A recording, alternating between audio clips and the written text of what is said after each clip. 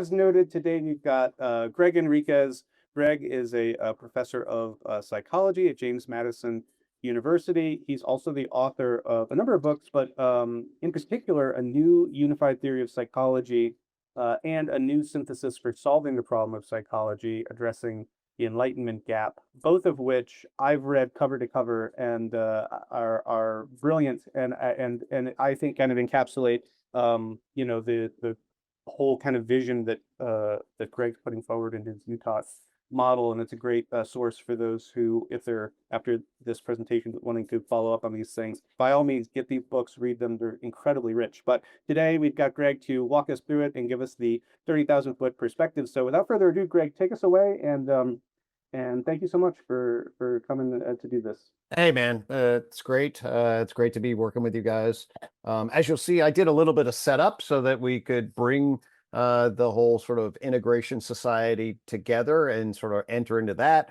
Then I'll talk about UTOK in terms of philosophy. And I'll then answer any questions. I think that's actually most alive for me and Marcia right now is how UTOK is unfolding as a new and better psychology these days, and what that means about the kind of really on the ground applied stuff that is coming out that we're focused on. I didn't put a lot of that in, but I'm very happy to talk about it. I wanted to put this more in a particular context of the integration thing, but for us to talk as the end, and if there's any specifics in this nice intimate little gathering, we can then dialogue about them and see where that goes. Okay. But really, I wanted this to be, when I got the invitation, I wanted this to kind of be an invitation that's my entry into the invitation as the system, as I'm seeing it, and then see if people can bounce off of that and get a sense of that. Because this is really about integrating in a verb sense with all of us, and I'm kind of rolling with that vibe initially here, as you'll see. So I'm going to go ahead and share the screen because I always do PowerPoint stuff to guide my structure. Everybody see this okay? Yep. Good. Okay. So really for me, this is at least this unfolding is UTOK in dialogue. And what we're trying to do here is create the right ecology for integrative metatheories and how to think about them. And I'm just going to sort of reiterate some of the stuff that's in the integration document and highlight a few things that see kind of where we are. I feel like I'm on the same page with this, but it'd be great for the other members of this to be kind of, are we all vibing in the same way on this? So I put a question mark up here, but this is my understanding, and it's in the document. And that is there's a central root problem that sits at the heart of all the polycrises. You look out and you're like, oh God, the world, that's our polycrisis. And then underneath that, is there a fundamental root problem? And I think that where we're gathering, at least, is a core root problem that there's no adequate worldview that's up to the task of binding together ontology, epistemology, axiology, and praxis into a coherent story that makes sense scientifically, phenomenologically, and humanistically, spiritually for the time we find ourselves in. And by adequate, I just starred that because it means that it has to be sort of clear, known, shared to coordinate and constrain our social organization for sustainable living at the 21st century. That's kind of what we need, and that's what we don't have. In relation, and if we had it, a large number of possible coordination and constraint could happen. It's not happening in part because of that. So my question here is for the rest of the group that's participating, does that vibe? Is that where we are? It seemed like the authors, you guys, sort of essentially said that. I'm just sort of clarifying that. And of course, UTOK's got its own particular label for this, which we call the Enlightenment Gap. At the sort of formal academic, why don't we have a worldview? Well, underneath the A, do we all understand where we're coming from? Underneath that's a shared set of work that led to a set of understandings, but ultimately that understandings is incomplete.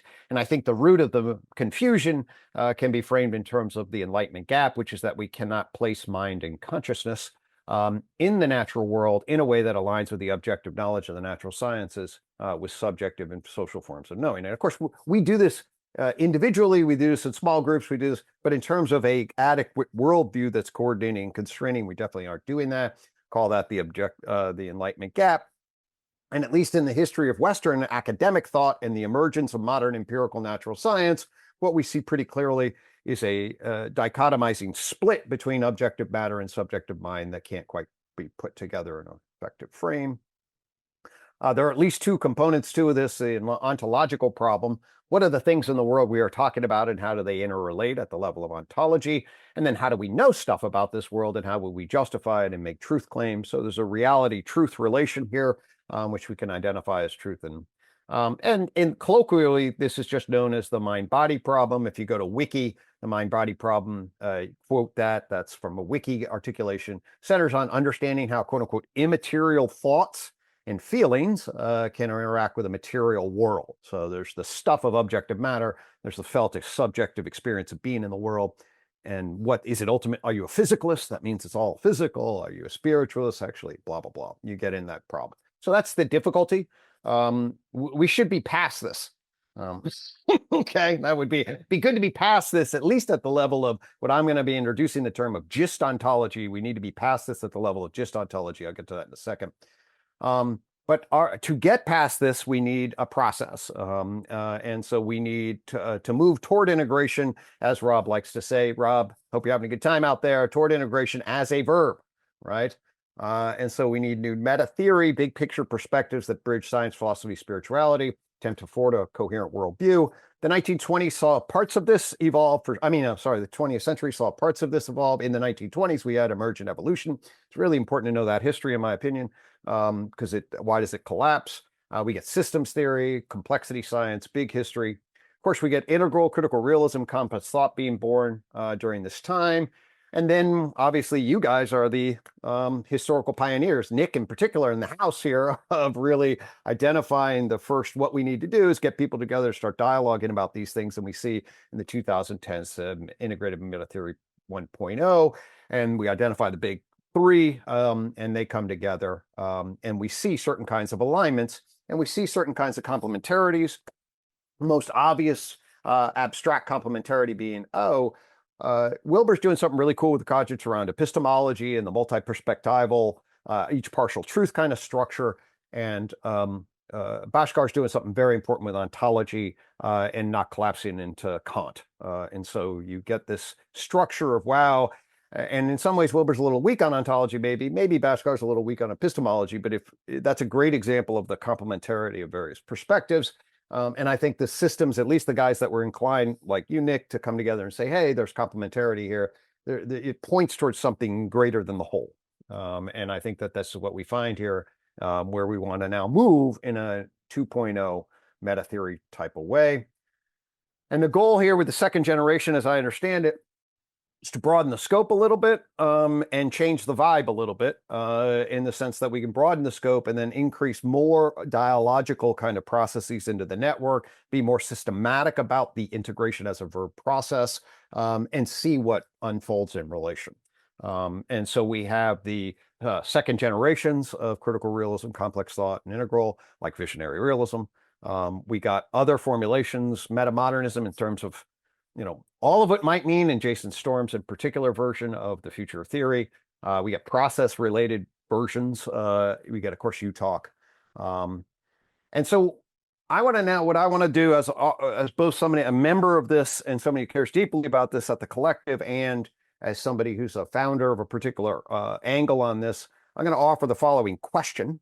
Because questions are often better than answers in terms of bringing people together.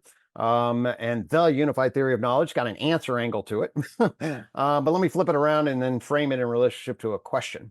So I would argue one of the things that we can then ask this group, do we know what these terms mean? And do we know what this question means? And are we moving towards the affirmative answer of this? So is there a unified meta theory of human knowledge about reality that's up to the task of clarifying the nature of the world and our place in it, that's coherent, knowable, shareable, and orients us towards wise living?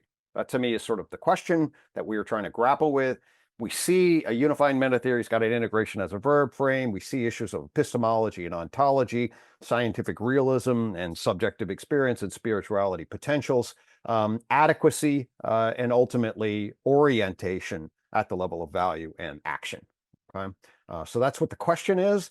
And I'll just offer that then to the group here as the question, and people can play around with that, but sort of like, hey, what binds us together? And also, as I thought about this, where am I on this? Well, it's a question. And the Integration Society, it seems to me, in forming meta theory, is trying to bring us around the table to talk about the question.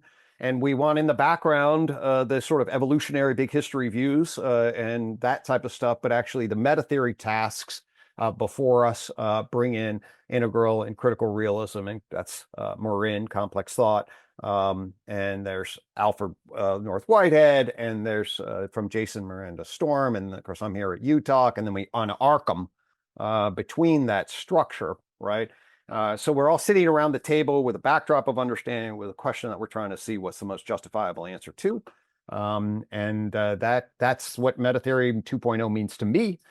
So I invite that kind of reflection relation for other folks. And if we all have that shared shame little culture, that's helpful in terms of seeing what we're doing. So also, as articulated in relation to the document, which I really liked, is this idea that there's different layers or components to this metatheory. We got alpha, we got beta, we got gamma.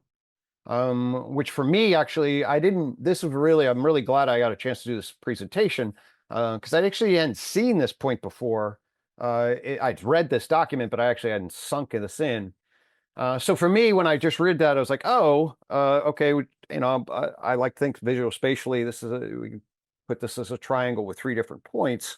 What this is going to mean is actually this is going to go to both UTOK's core structure and the kind of place that UTOK occupies in the larger world. Okay, so I'll make that clear when I make these new steps. So we're getting towards UTOK's core structure, but I actually want to really make sure we're seeing the vibe and the overarching picture before we get to the specific. So UTOK as its core structure, I speak to this in this great book by this publishing company that's super well known, I think second only to Norton. But anyway, I'd love the opportunity to present with Brendan, New Unified Theory, the Unified Theory of Knowledge. And it really is, it binds into philosophy, a natural, transcendent, spiritual philosophy, but anchored within a naturalism. It's got a scientific metapsychology as terms of its offering. And it's got this language game, language system, which is the weirdest, most unique and interesting part of this structure, at least in some ways, and most kind of like distant in others. I'm not talking about the language game, language system here, but I do want to just at least point to it before I move on and basically say, Masi and I lived this thing, okay? So for example, this is part of the language game, language structure, the I-quad path. When we got married, that was a union of our identity shift. Rob Scott married us. This is us getting married. If you read our vows, which we generated completely independently, you do your vows, I'm going to do mine. It'll be about 300 words. I mean, read that and tell me that these people are not speaking the same language.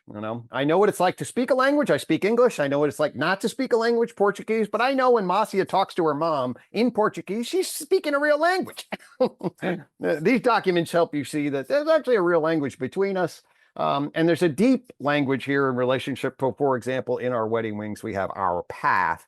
And that networks our lives embedded in this. And I just share that to say this really has fallen out for at least me and her as a lived experience, which is good. Not all academic systems actually fall out as lived experiences, I would argue.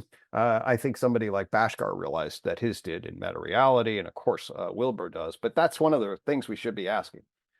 So anyway, but there's also this philosophy question, the more academic side of this question that is like, okay, how generalizable is this? These are the questions. Great, you and Marcia have your little lives, but that doesn't mean it's meaningful at a larger generalizable level. Well, the arguments for philosophy and metapsychology make the case that this is a generalizable structure. But before I go into this, then I want to actually pause and say, what have I been doing with IAM in relationship to this?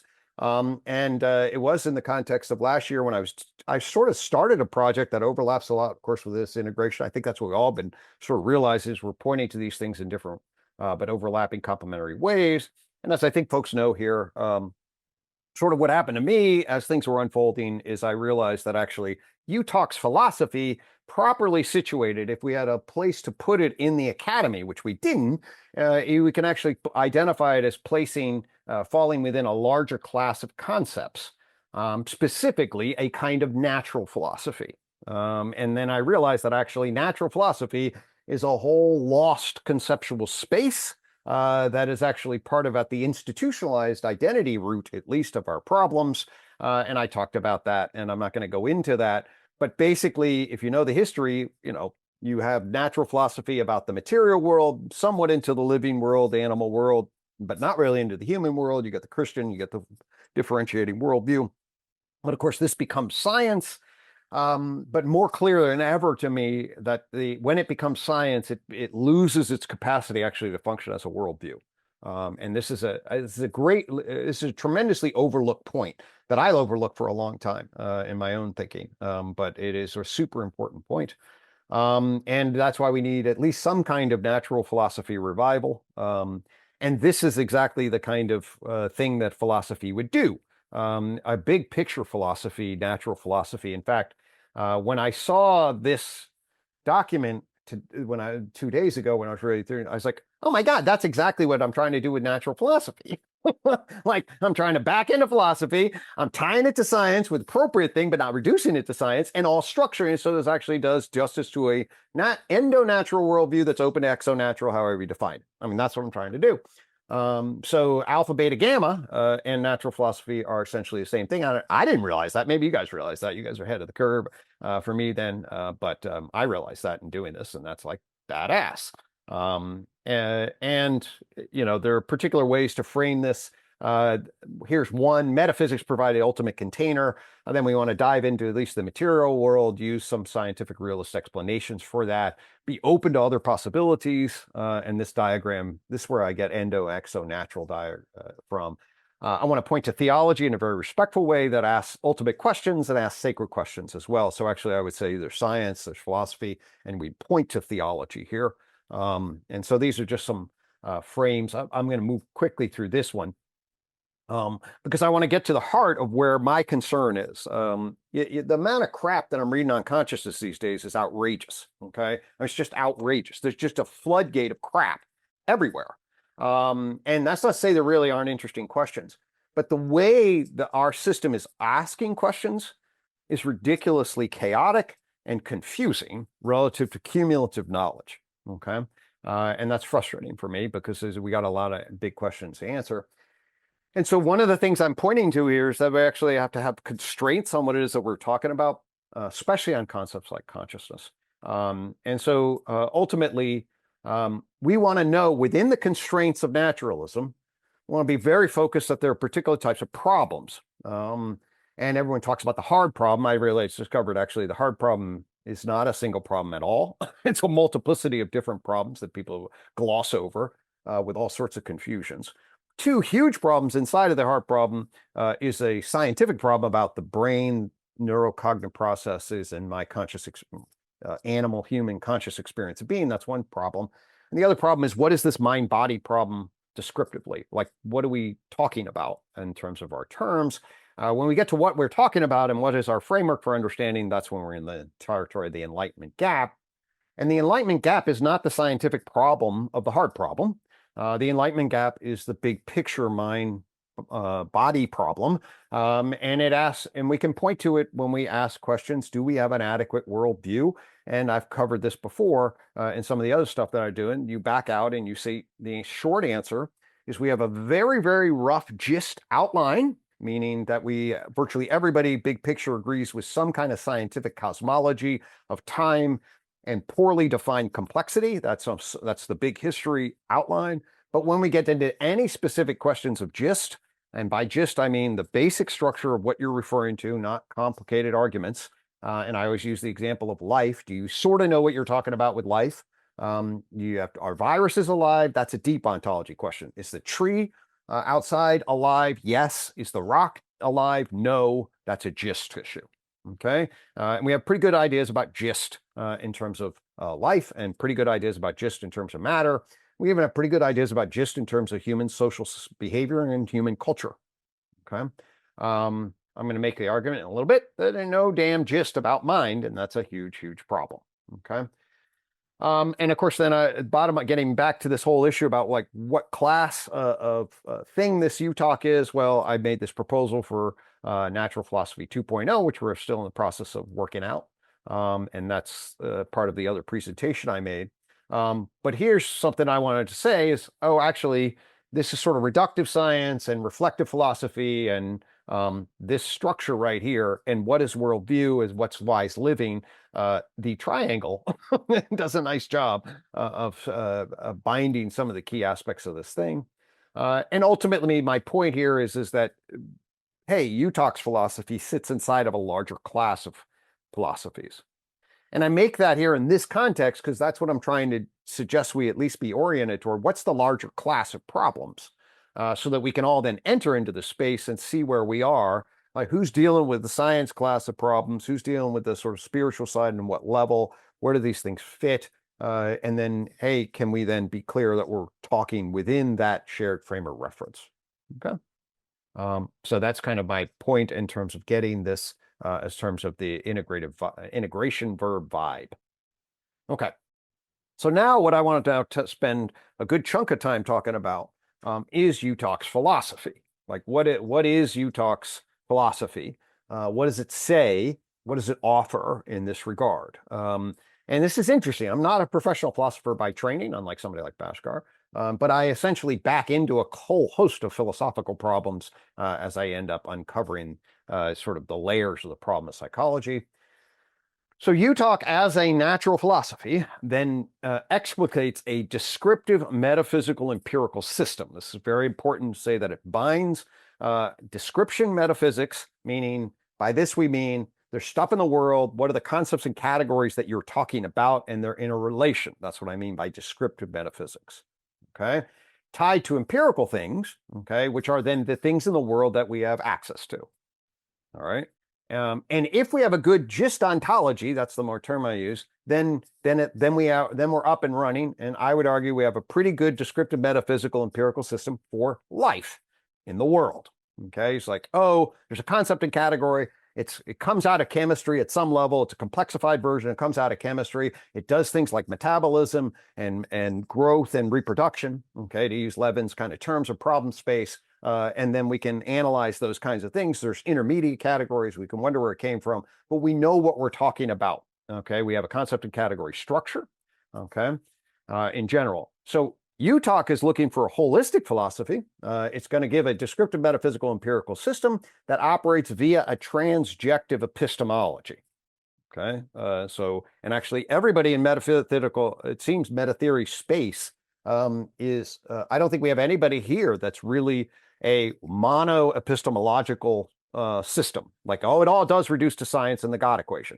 In fact, actually, that would be somebody that's then really almost outside and antithetical to the structures that at least we seem to be getting organized around. So I'll explain what I mean by each one of these. So it operates via transjective epistemology that's situated in a coherent naturalistic ontology that solves the gist problem. Okay.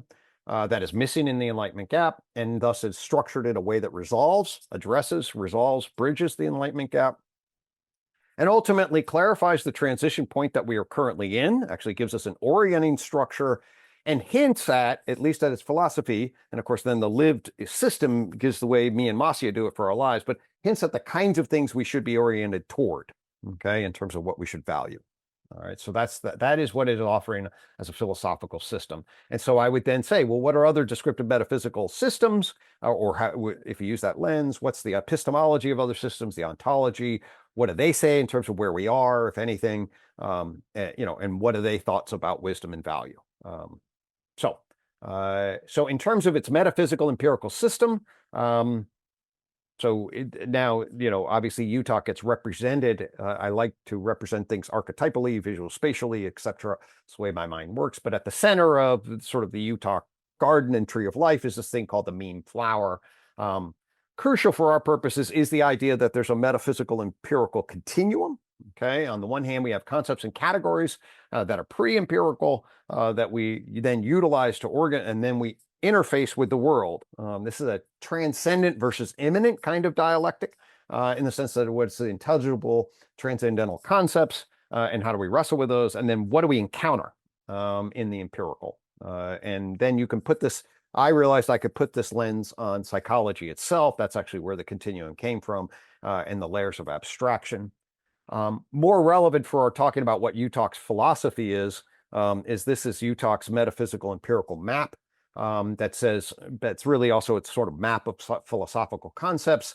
So the ground then has to then bind together the concepts and categories and the experience that we have then bind together to a particular kind of frame for knowing about what is real. And that is then gives you ontology, epistemology, and then that then gets enveloped into larger questions about what is good, true, and beautiful, just, and the other kinds of sort of secondary. And this creates the familiar continuum between description and prescription, although it says it's all networked together ultimately in feedback loops and justification.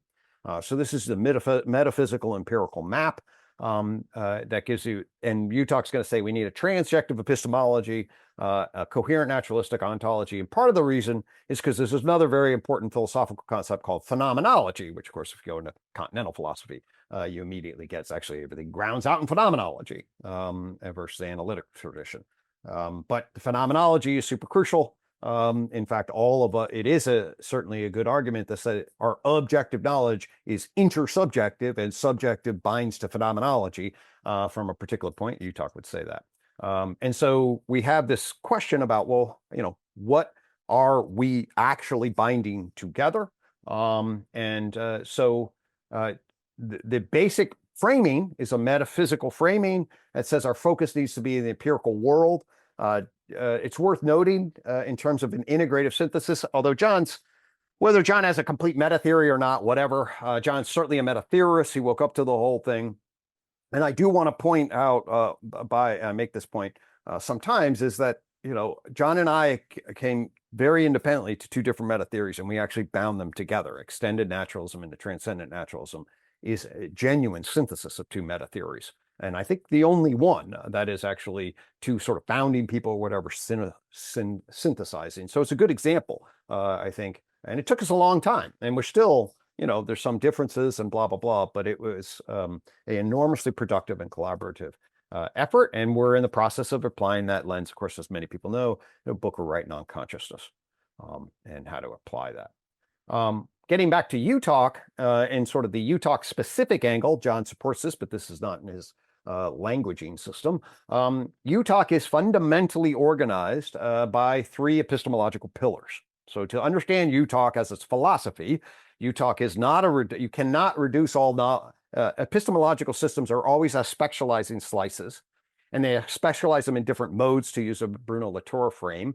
And not all modes are reducible to a single one. That's certainly a particular set of claims. And UTOK says at your minimum, there are three irreducible modes of epistemological thought for human knowledge. So we have to actually have things that we're interfacing these kinds of things, and we'll never have them be completely reduced. The tree of knowledge is the idea that a particular kind of knowledge system does emerge in modern empirical science, and it operates in part to partially factor out the subjective and social modes of knowing, so it affords a particular kind of quote-unquote objectivity, although not an absolute objectivity, a kind of objectivity that makes it a different kind of knowing and generates a different kind of knowledge structure that says real things about the world. However, it will never replace, and for a whole bunch of different reasons, our lived experience of being in the world and clarify what we should do, what we should know about our particular subjective experiences, nor will it replace the intersubjective cultural narrative about meaning and goodness. And fundamentally, then, we had science, subjectivity, and culture as sort of placeholders for core elements, and UTOK translates those vectors into these three archetypes and structures for lensing them and binding them together. So that's to know UTOK, and the core, as as articulated in the UTOK sort of operating manual, the UTOK, the Unified Theory of Knowledge. On the back of the book, it says, and woven throughout, is our mantra. And so our mantra is: you marry the coin to the tree in the garden under God. Okay, and what that means is you take your subjective experience of being and you learn to line it with the objective world, and you learn to place it in the context of an intersubjective system of narrative, and all of that needs to be oriented to the concept of loving, goodness, truth, and beauty. That's sort of placeholder of the concept of God, and that's the basic architectural structure of the system. Okay, in a more common term, we can just basically say here are the subjective, phenomenal, intersubjective cultural dimensions We saw in the Clement's presentation about worldview, he said, hey, actually all worldviews are going to be things that actually have to speak to these domains, and we're going to be, so there's a lot of overlap there. And again, virtually everybody in this space, it seems, wants or points to or believes in the need to interface. And so that's just one example. A favorite quote of mine from Donald Davidson, a philosopher, a well-known philosopher, wrote a book, Subjective, Intersubjective. I'm not going to read this, but basically he says, hey, we need a picture, and we don't really have one. He makes that we don't, that there are three, that we have three irreducible varieties. By the way, he makes a very important point here. There's a crucial word right here, of empirical knowledge, okay? Empirical knowledge. And that's something we forget. Science became such a dominant system in relationship to empirical. Science's version of empirical is a version of empirical. I'll say that again. Science's version of empirical is a version of empirical. It's not the version of empirical. It's an empirical fact that my observational system sees me sitting as a chair and wearing a green UTOK shirt. Okay? That, to make a claim that that's scientifically true is weird. That is subjectively, phenomenologically true, but it's certainly empirical. Okay. But to then get into the, well, wait a minute, would physics be able to say that the language of physics say I'm wearing a green UTOK shirt and tell me how it looks? Actually, I would say physics has no capacity to do that whatsoever. Okay. So there are particular kinds of empirical realities that are framed for the world in a particular way. And he claimed, he was a broad integrative thinker, we need to do this also. So he's a good philosopher that's making this point. Here's another good example. Sir Arthur Eddington, who was one of these guys who sort of in the turn of the century knew about relativity. Actually, he's one of the guys who confirmed it. Here's a little essay that he wrote as part of the Gifford lectures. He talks about the two tables. Okay. One of those tables is the tables of his phenomenology. This is what it looks to him. How does it sit there? And the other table is the table of physics. And so his two tables are tables of physics. And the table of phenomenology. And he's like, I don't know how to put them together, but I don't think you can reduce one to the other. So it's just another, this is a 1929 Gifford's lecture that Eddington offers, giving two tables. And in the book I'm writing with John, we actually set the third table, which he's missing. He's not missing. There's a whole nother table. If we take the epistemological vector analysis seriously, there's a whole nother table. And in John and I, we call this the Thanksgiving table. Okay. So not only do you have a table in front of you at the one at what I would call at the phenomenal primate level, like you open your eyes and you see it and you interact with it in your sensory motor perception action loop when you walk over to it. But if you set the table with Thanksgiving, it immediately carries all sorts of different meanings. Okay. And since I'm in the United States, for me, you say Thanksgiving, that's November. John's in Canada. Thanksgiving's in October in Canada. Oh, it's on a Monday. The hell has Thanksgiving on a Monday? Right? That's not what Thanksgiving is. Okay. But what is Thanksgiving? Well, here's a tomb of a National Day of Mourning for Native Americans. So the group of Native Americans got together and say, yeah, thanks. Right? Thanks. Okay. Every time you guys are having a feast around the table, it's essentially reminding them of genocide. Okay. So we have all sorts of different meanings. And these are empirical meanings in the sense that to the extent you're socialized in culture, you open up and you see that the Thanksgiving turkey to me, in the Thanksgiving sense, as much as the table is brown, because I'm a cultured person that now has actually been socialized to infuse propositional meaning and intersubjective meaning into particular things. Okay? But it isn't the same as opening my eyes and saying, I see the world this way, because our phenomenological structure is primate consciousness, which people often seem to miss. And our narrative meaning making is person consciousness. Am I conscious? Well, actually, yes, both as a primate, and I see stuff, and as a person, and I narrate stuff.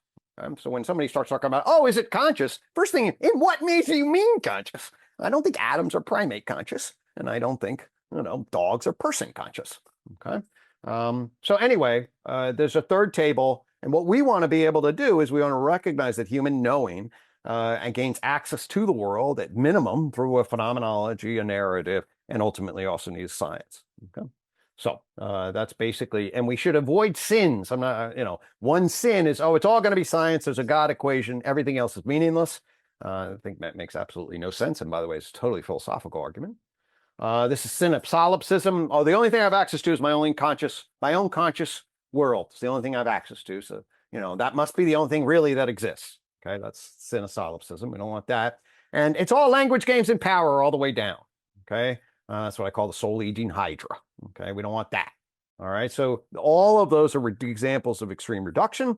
And I think we're all coming together to say a single mode of epistemology, especially those big three, all have as good examples of people binding to those things and then losing touch with the whole, failing to realize that that's an expectualizing epistemology that is only slicing aspects of reality. So we definitely need to consider many.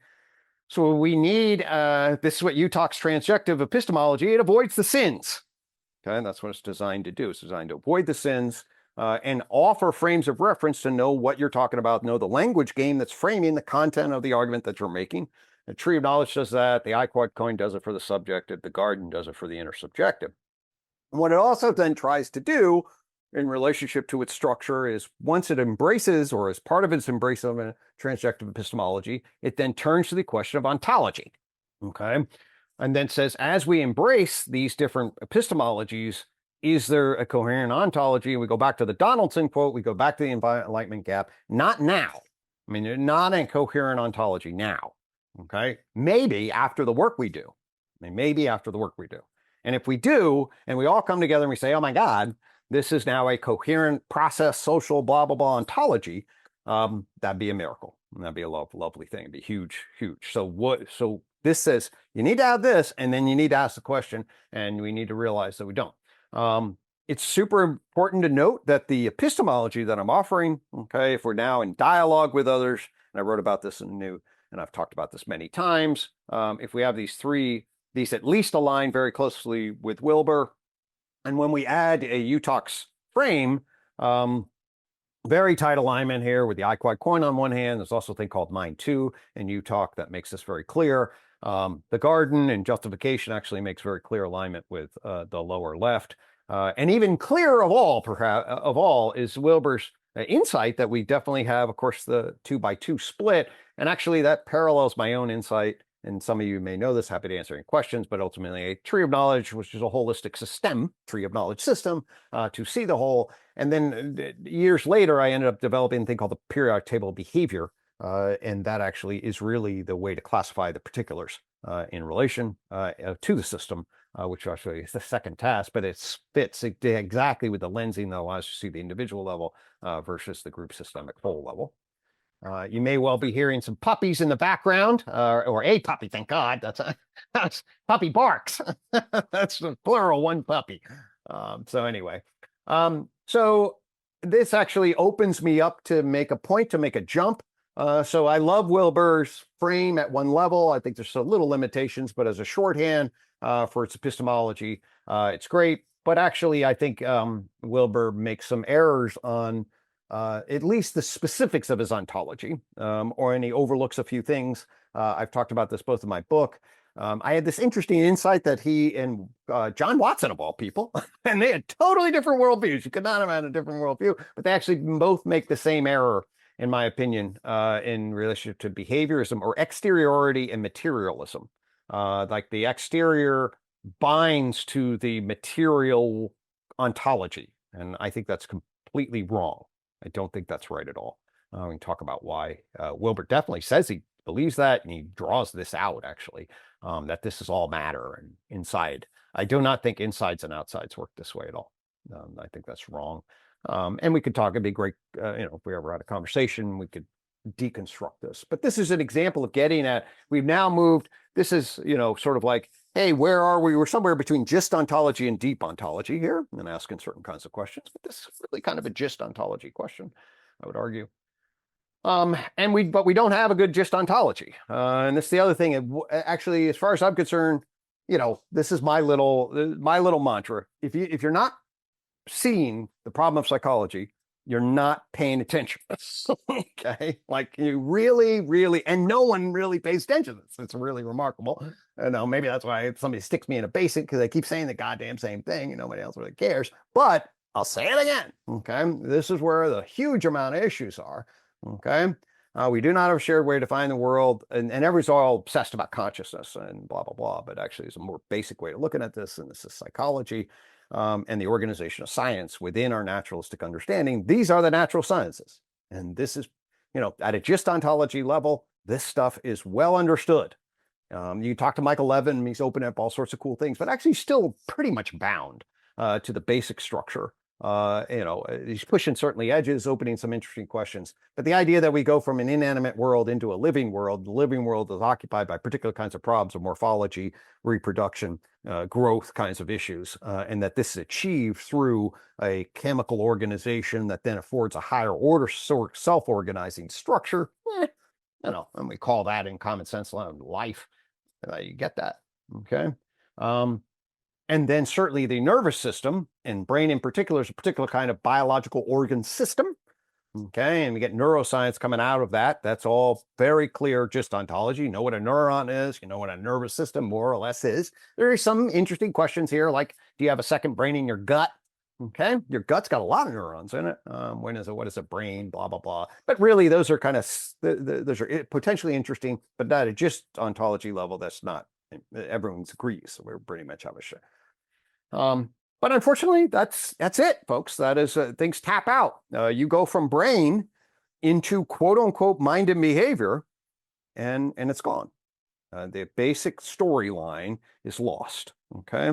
And big picture views from big history on this side. This is a big history sort of upside down, but there are 4 great layers. There's the cosmos layer into the earth layer, and then life layer into humanity layer. Or the 3 great big bangs, the original Big Bang, the life Big Bang, and the human society Big Bang. Okay. Not okay. Okay, not okay. Because you're basically prepared, you're like, well, from an inside view that's building with the 4E cognitive science, traditional cognitive psychology, behaviorism, animal behavior ethology into the human, you're like, well, this is like where are all the actions at ultimately? And by the way, when everyone actually ever talks about what is the hard problem always is experiencing entities of brains. Like that's the primary referent always. And then we wonder whether the things do, but the only ones that we actually, and this is where all the hard problem is, this is where the confusion is. So anyway, we all know then, at least we'll file UTOK. So the fundamental insight of UTOK is there are 4 different dimensions of complexification. Okay, and many systems are missing. They don't know how to define them. They don't know how to separate them, and they don't know how to delineate mind, aka mindedness. More recently, is the proper property of this 3rd dimension. Okay, it's right there, like it is right there, and I can now talk about it in all sorts of different ways. Our new and better psychology is doing this a lot, and I want everybody around the table is to say it's as big of a just ontological error to mismindedness as any of the other categories.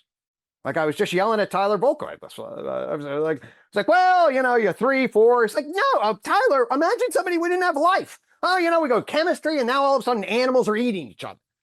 And then there's all this kind of cool, complex chemical stuff, like in the form of these things called trees. But we don't have any concept of life, and we don't really know if it's the Elan Vital or whether it's something else or blah, blah, blah. It's like, dude, that's like way confused. Okay, that's not an option. There's a qualitative shift in understanding. You either have it or you don't have it. Okay. And so I'm talking to everybody that doesn't have it.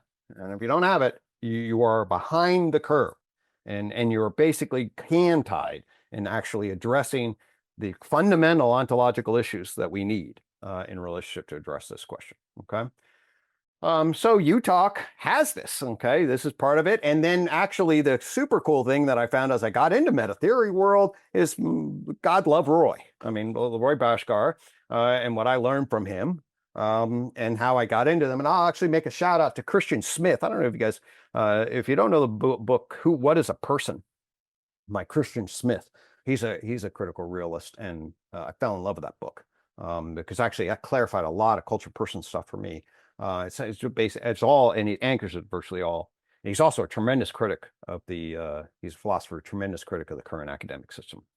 So anyway, but the point of it is that Roy Bhaskar obviously lays out a philosophy of science, or at least from my vantage point, that corrects I could see very clearly as I learned what I was taught in psychology was the epistemological error. I mean, psychology swallows the epistemological error, the epistemic fallacy. whole. It gets completely confused. It loses all contact with ontology, it turns out. And obviously, Bhaskar comes along, at least within philosophy of science, and says, wait a minute, you can't reduce everything to epistemology, right? And by the way, there's a lot of reasons we know more or less that the world has the features that it has. And there's very little about, at least, some of his dialectical critical realism I have to, kind of grapple with, but it's at a level of abstraction I need to just vibe with. I love aspects of his meta reality and I'm tracked it. But at the level of critical realism, so this is embedded in the logic of the true knowledge system. There is a world out there and we're learning about it. And we have a transitive ontology that maps it. I used to just call this the ontic, the world out there. And it's really this sort of, there's a continuum of the ontic as mind independent as you can get. But of course, as you get more and more mind in this case as knower and epistemologically independent, then you're not framing anything, right? Then you just recedes into the background. As soon as you start framing things, that means you actually have brought in epistemology to generate an ontology. But his beautiful statements about things like the Tina principle allow us to get really clear that actually it can be a fittedness between ontology and or transitive and an intransitive, so that binding, and that's what gave me rise to the sort of thought experiment. If aliens identify the observable universe also, they would identify it if they did it propositionally, they analyzed the world propositionally, they would have very clear correspondences to hydrogen and helium atoms. They wouldn't have some other vocabulary, okay, for making sense out of the material world at the level of the periodic table of the elements. They would basically have correspondence to that propositional network. At least that's the prediction. If it is the case that they have a totally different physics that don't include atoms, well, then I'll submit and may actually go back to Kant.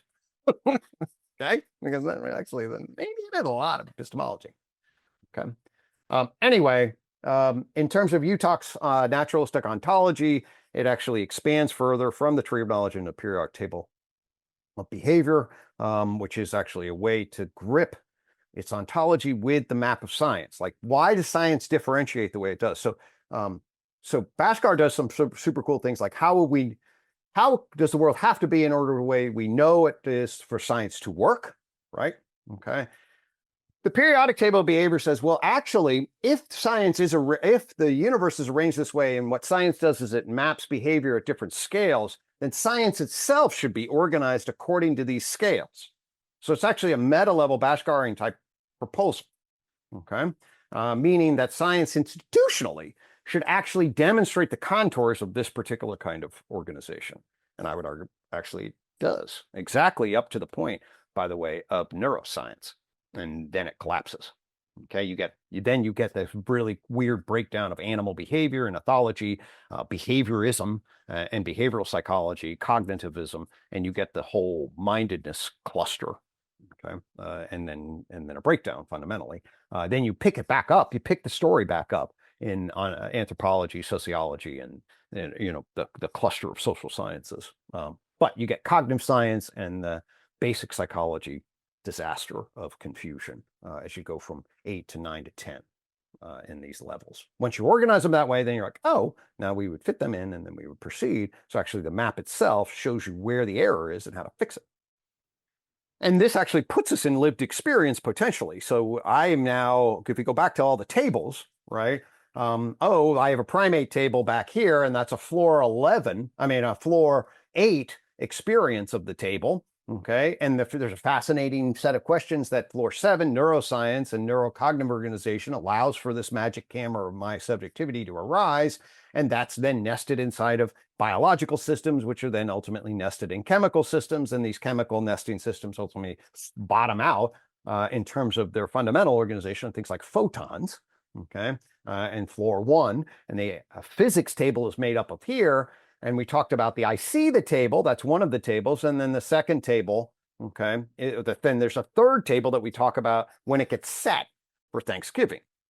Okay, then that's floor 11 into 12. So Thanksgiving equals November, and my own family memories for me, and it equals October, and it equals build a tombstone for some Native Americans. So those are 11 to 12 floor cultural ideas of tables. And with the right map, we can basically have the third person exterior frame, the first person individual idiosyncratic frame, and the cultural narrative frame. Okay, that affords clarity in relation. We now set the table. And now I don't see, if we go back to Donald Davidson, what possible frame of reference could we ever have that would put these three empirical vectors together? Well, I mean, huh? I mean, there. As a meta frame, it seems these vectors seem to be getting along here pretty well with me. That's UTOK's basic answer. It's like, yeah, no, actually, you divide it up this way. I think you got all the references that you're talking about in relation. And of course, Wilber's is doing this as well epistemologically. I critique how he's doing it ontologically. Okay. So ultimately, then if Donaldson and other people are pointing to the Enlightenment Gap, UTOK then is structured to address and resolve it.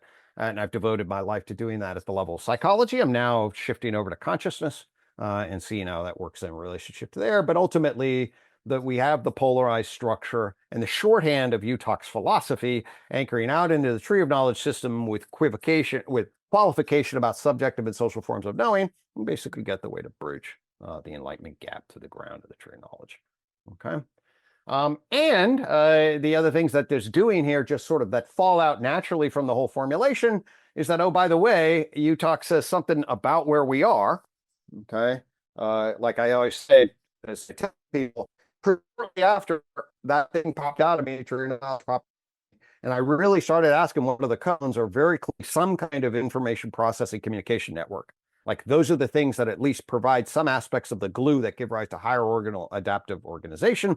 And as soon as you just make that, you know that we're on the process of building artificial intelligence that's going to interface with the culture person plane of existence. Has anyone ever talked with an LLM?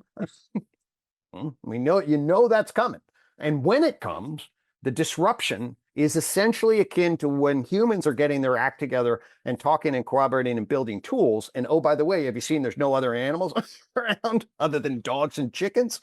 Okay, we turned the whole, once we got into this adaptive space, made it through, we dominated because we just moved so fast, we became super predator, obviously. Well, now this thing is, you know, where's it going to go? How's it going to get consolidated? What's going to get organized? And UTOK's at least got to say, well, here's an operating system that clarifies, that frames, that tells us, doesn't tell us where we're going. I think it'd be, but it tells us where we should orient to, right? And tells us what constraints we should have, and says that one of the key elements of this worldview is to ground us in a naturalistic ontology, which we failed to do. And if the root cause of the metacrisis, the polycrisis, the metacrisis, and the core root cause of that is a failure of a naturalistic ontology, well, here's a lot of work to be done on a core issue that is causing things to come off its rails. So that's the structure of the core outline of UTOK's philosophy. Okay. The other second huge dimension to UTOK is its metapsychology. Okay. UTOK's metapsychology is at the heart. I'm a psychologist, not a philosopher, by training. And this is, what is this psychology as it's relevant to psychology? My first book was on answering the problem of psychology from a meta-theoretical perspective. And then I worked for a long time on understanding the problem of psychotherapy. As a professional, what do you do? How do you cultivate well-being up to 2016? I'll simply say in that regard, actually, they're still alive.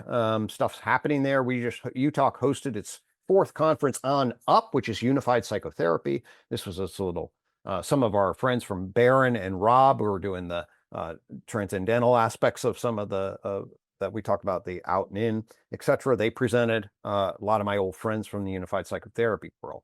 And actually that stuff's coming online in some ways more actively than when I was more actively involved. Hopefully there's no causation, that's just correlation. But anyway, so that's happening. That's the original structure. Masi and I now are devoting our time. The real thing that I have to offer ultimately is come all the way back to psychology and then say the fact that we're missing it means that we're not giving psychology away in the right way. We are giving what we call sandcastles away. Sandcastles are parts of empirical findings lensed through a specific epistemology that may have legitimacy for that operationalized researcher. But when you put the group together, what you basically get is mush. You absolutely do not want to be handing people isolated, fragmented findings defined by operationalized definitions from completely disparate researchers that are not tied to any larger structure. I mean, that's super obvious if you actually think about it. And yet that is the way the institution of psychology operates and justifies it as, oh, we know things way more than you folk psychology people because we actually measure stuff. Like, no, you actually maybe not, because It's really that bad in relation. Anyway, UTOK psychology gives a just ontology. Mindedness gives us just ontology. So we zoom out, we identify what behavior is relative to science, and then we identify that mind is a particular type of behavior from the vantage point of science. That gives us a basic psychology. And now what I've been doing is actually now I want to zoom into the science of human mind and human behavior. And UTOK gives us the actual territories. We actually can now specify what we mean by the human mind. The map of this is the map of mind. It gives us the clarity about what we mean when we say the human mind. And I built over the last, since December, I built this thing called the RAFTing model, which actually tells us exactly what we mean by human psychological behavior. Okay. And now so what has emerged is the epicenter, the just ontological epicenter of the human mind and psychological behavior properly constituted to each other in a way that afford both clarification about what the scientist is looking at and clarification about what the subject is experiencing, okay, as a human in the world. And now, as far as I can tell, in terms of the basic structure of human psychology, all those gaps are now filled in. There's not, everything is sort of like tight and organized and clear, and tightly organized and clear in a way that's going to set the stage for articulating. This right here is like this map then deconstructs into 3 different layers, and then I have theories of each of those layers. There's a neurocognitive mind. That's the neurocognitive, when Steve Pinker says, how does the mind work? He actually doesn't mean mind 2 and mind 3. He simply means how does mind 1 work? Mind 1's a neurocognitive mind. I got a whole framework for actually how the neurocognitive architecture works. John and I do stuff like that. John and I gave rise to a framework for understanding the perspectival phenomenal conscious mind. Peptom is a perspectival epistemic portal. That's mind 2. And of course, my early work on mind 3, that's the justifying mind. We actually have then clear models for each of the theories that actually correspond to the right territory. So we actually, right territory. And then the thing when building the raft, I was focused more on just helping students understand this. And then I went into psychopathology. And then what I discovered is actually the psychopathology classes correspond directly, the different types of DSM structures correspond directly to the RAF structures. So you get substance use, you get sleep problems, you get sex problems, you get eating problems. Oh, wait, those are all problems of acting. They're habit loop problems in relationship to the world, okay? You get feeling problems, there's anxiety problems, there's depression problems, there's mania. That actually binds right into the feeling, affect, mood system. There are relating problems, I call them personality disorders, okay? There are problems of thinking. There are lots of different versions of problem thinking. Schizophrenia is when the whole thinking system, and in fact, the entire mind 2 system is collapsing, and mind 3. Mind 3 collapses in Alzheimer's. I have direct experience with that. My mom's got Alzheimer's. I take care of her. I watch her mind 3 collapse.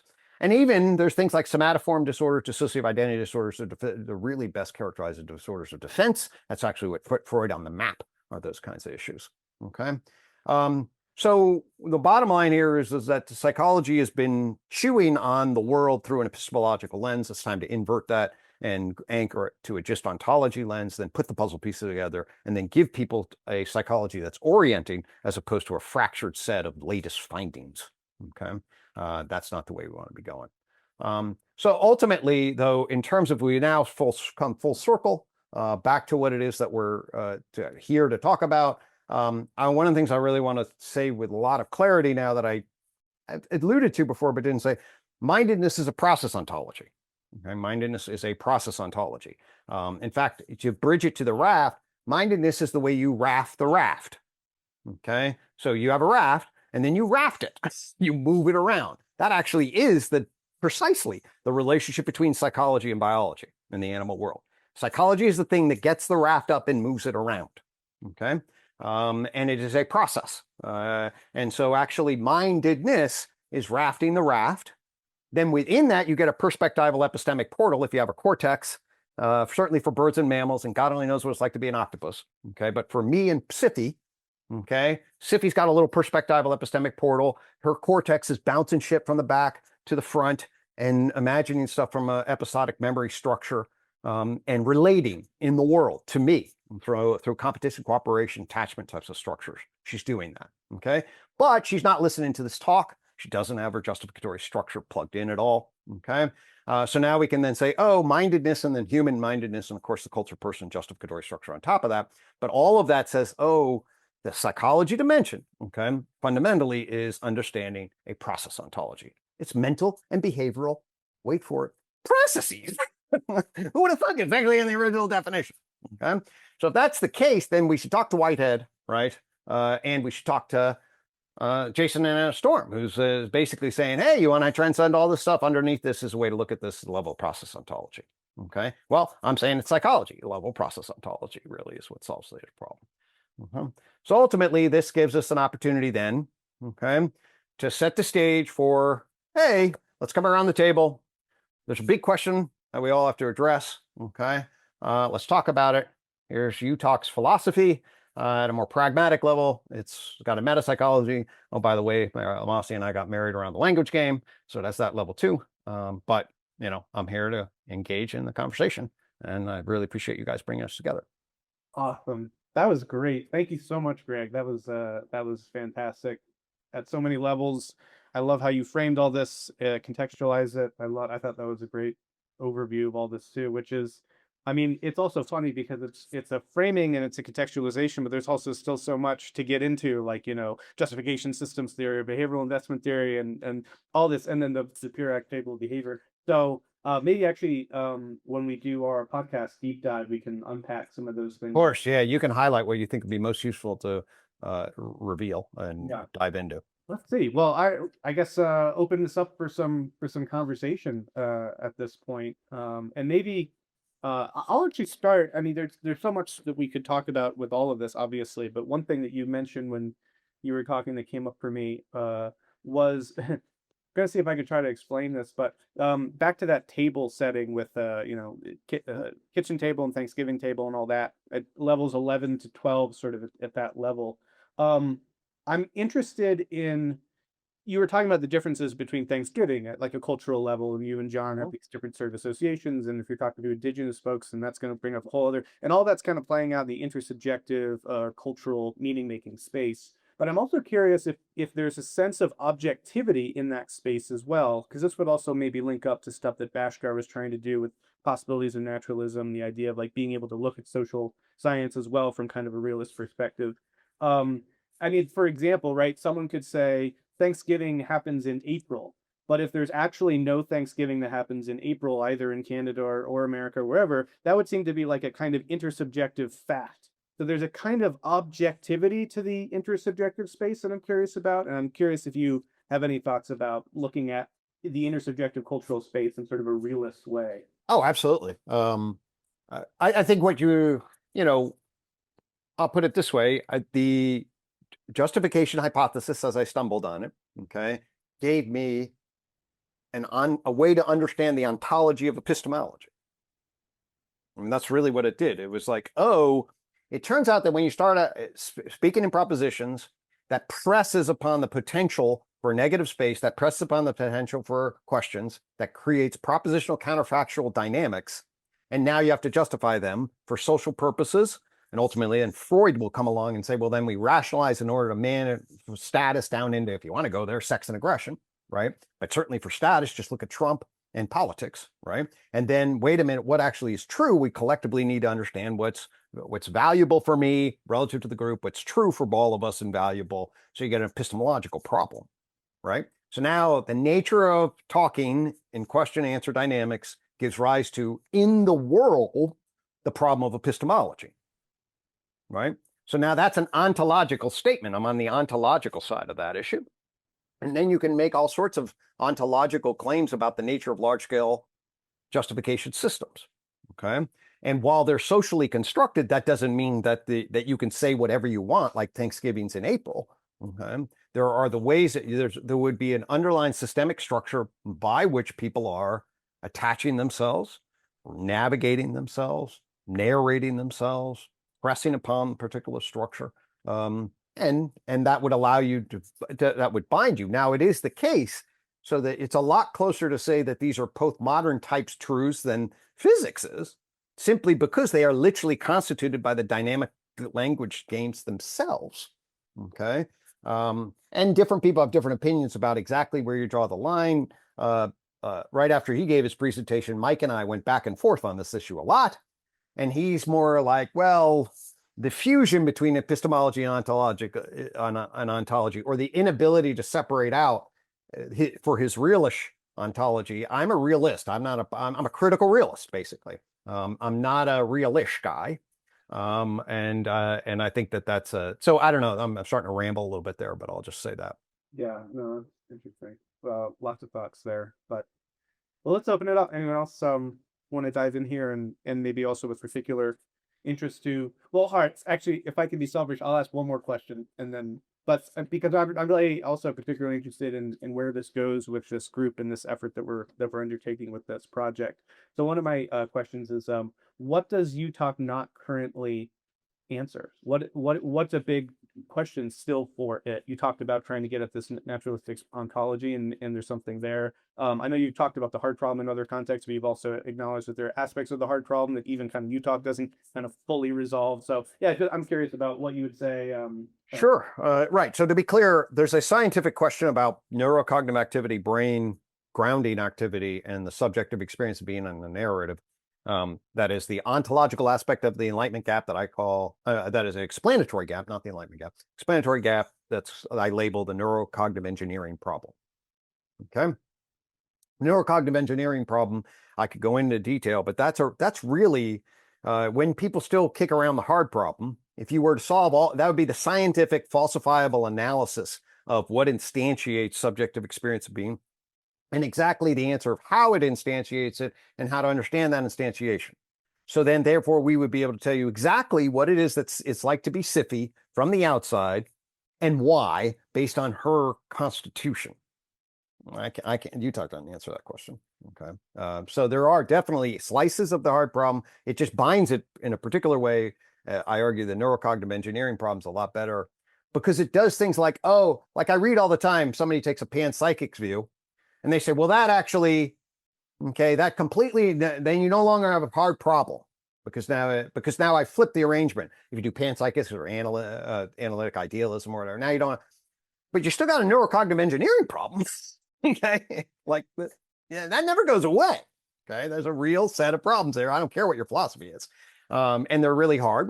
I think we're answering them. We'll get better at them. But you really would need to be a neuroscientist into the cutting edge of that area, and I'm not in that. So that's one example. I mean, I don't know anything really about economics. I mean, that's embarrassing. I mean, that's seriously embarrassing. Okay. The whole social science architecture, I look at Roy Bhaskar and then, the amount that we would want to be knowing about market forces, right? The amount that we want to understand about governance and political science, basic sociological coverage, the rich articulation of culture through anthropology. Okay. UTOK points to that stuff, but you want to go to Jason and Storm and then the other real social scientists. All right. And then think about the divine and theology. I mean, I don't know anything about that. I mean, I have my little, we pray to our level 11th sun God. Okay. So anyway, I'm in psychology into natural philosophy and the binding of that relationship.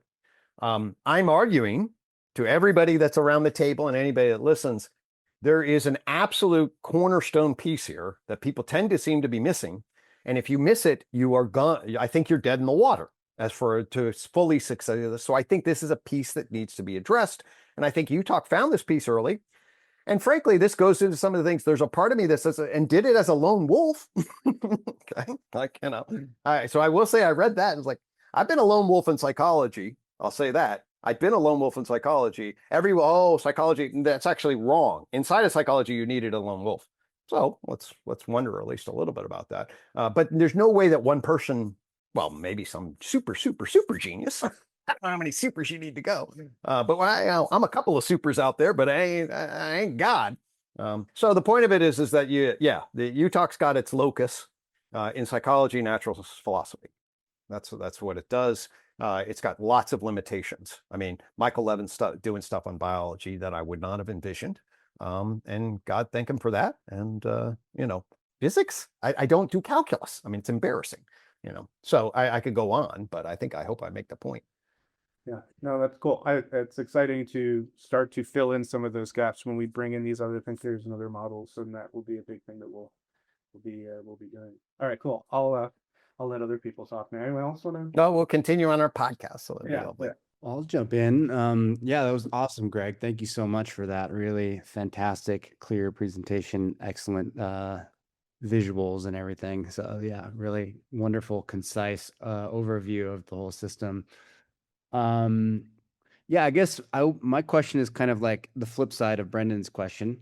And you've kind of spoken to it in a sense, but I'm curious if you could kind of explicitly take on the question of like, okay, at the arc round table that you depicted there, the conversation around developing this ecology of integrated metatheories and an integrated metatheory 2.0, how would you, there it seems like there's a kind of zoomed out level where we go, okay, well, integral theory is strong on this sort of perspectival epistemology, and critical realism strong on this kind of ontology, a philosophy of science.